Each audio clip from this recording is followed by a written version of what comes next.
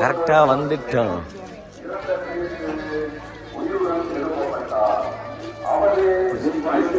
என் காதில் விழுந்ததும் என் வயிற்றில் உள்ள குழந்தை பேருவகையால் துடிக்கும். ஆண்டவர் உணர்கிறார்.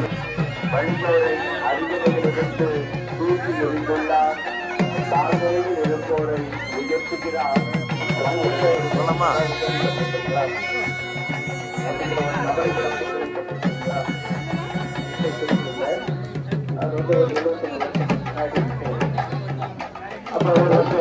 அவரால் எழுந்து நடத்தப்பட முடியவில்லை. 11 வயதில் தான் அவரால் நடக்க முடிகிறது. அதன் பிறகு அவருக்கு அவருடைய தாயோடைய அரவணைப்பு உற்சாகம்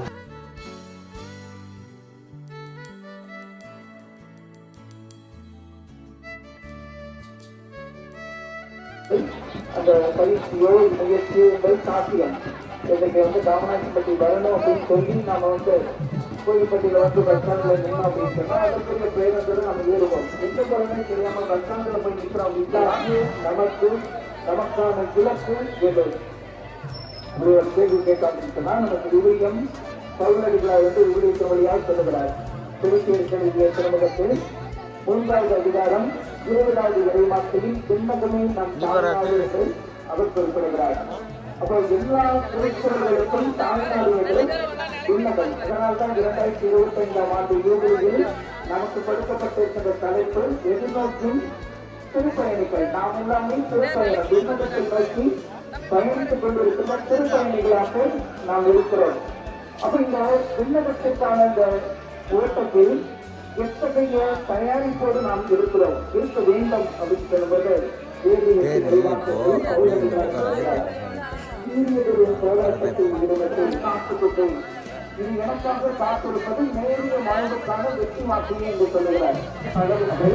இந்த உலகத்தில் நமக்கு வாழ்ந்து காத்து பெருமகத்தை பரிசாக பெற்றுக் கொண்டவர் அப்படின்னு பார்க்கும்போது ஒரு சில மனிதர்களில் நாம் உதவிகளும் பெருக்கொள்களின் பாரம்பரியத்தையும் பார்க்கிறோம். ஆண்டவர் தேசத்தை தவிர விண்ணப்ப அடைந்தவர்கள் விண்ணப்பி எடுத்துக் கொள்ளப்பட்டவர்கள் மற்ற எத்தனை உலகத்தை போட்டு அன்னை மரியாதை இருந்து 1900 நம்புகிறோம். இன்னொரு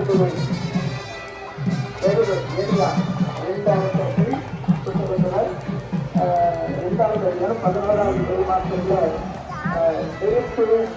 குதிரைகள் அந்த எழுத்துக்கு எல்லாம் காபி வேணுமா? யாரா நான் காபி கேட்டுக்கிட்டு இருக்கான்? சாமியா? அதான் காபி கேட்டுட்டு இருக்க மாதிரி இருந்தா அவன் மாதாவா? எங்க எங்க சொல்லு காப்பாத்துங்க சொல்லு.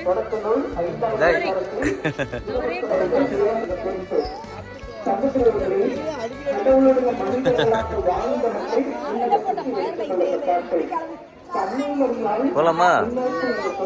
ஓகே. இந்த வீடியோ இன்னும் கம்ப்ளீட் பண்ணல. நீங்க முடிச்சிட்டீங்கன்னா கம்ப்ளீட் பண்ணிடலாம்.